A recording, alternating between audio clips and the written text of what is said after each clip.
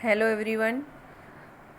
Standard 11 psychology में मनोविज्ञान के विकसित क्षेत्र आज हम देखेंगे। मनोविज्ञान के अध्ययन क्षेत्र, उसमें मनोविज्ञान के अध्ययन क्षेत्र मतलब है कि मनोविज्ञान कौन कौन से क्षेत्र में अध्ययन करता है। तो उसके लिए मनोविज्ञान के दो प्रकार है कि मनोविज्ञान के विकसित क्षेत्र और मनोविज्ञान के विकासशील क्षेत्र। तो पहला हम देखेंगे विकसित क्षेत्र, मतलब पहले से ही मनोविज्ञान जिसमें काम करता आया है तो वो विकसित हो गए हैं कि इसमें बहुत सालों से मनोविज्ञान काम करता है।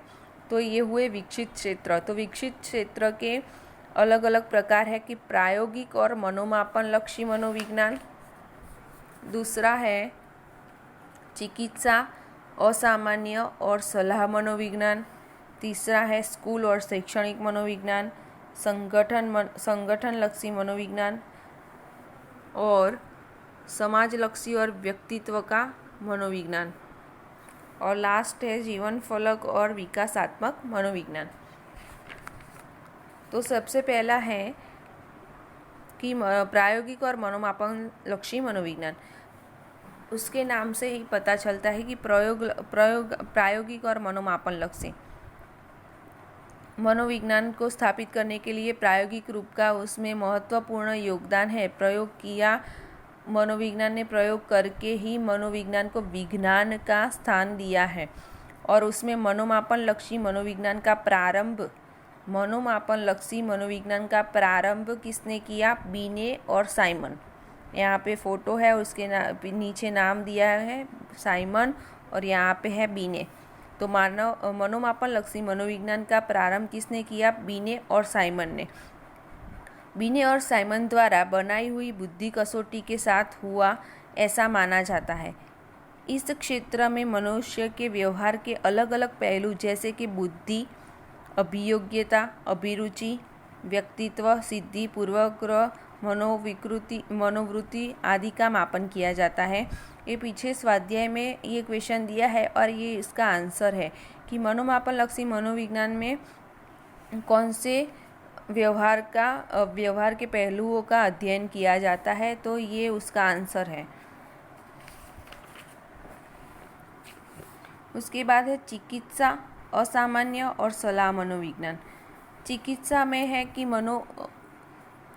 जैसे ही शारीरिक बीमारियां होती है वैसे ही मानसिक बीमारी भी है।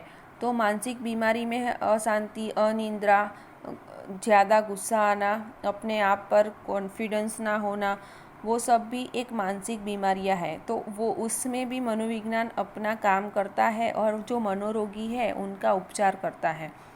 असामान्य मनोविज्ञान का कार्य अलग अलग मानसिक रोग है उसमें भी अलग अलग है।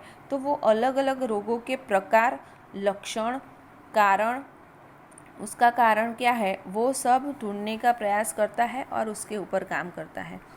और चिकित्सा मनोविज्ञान, जो चिकित्सा मनोवैज्ञानिक बनते हैं तो उनके लिए क्या पढ़ना पड़ता है? तो चिकित्सा मनोविज्ञान में MA MPhil, ये भी क्वेश्चन का आंसर है कि चिकित्सा मनोविज्ञान के लिए कौन सी पदवी चाहिए? तो MA MPhil ये करना पड़ता है चिकित्सा मनोवैज्ञानिक बनने के लिए। उसके बाद है स्कूल और शैक्षणिक मनोविज्ञान।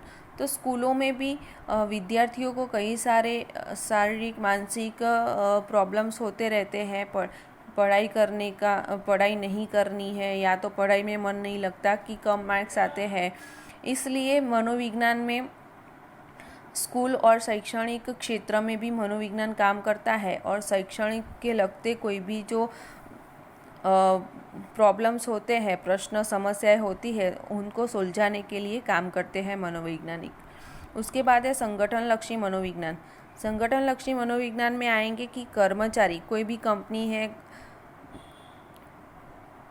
तो उसमें कर्मचारियों की भर्ती करनी पड़ती है। तो कैसे कर्मचारी चाहिए, उनकी क्षमता बढ़ाने के लिए क्या करना चाहिए?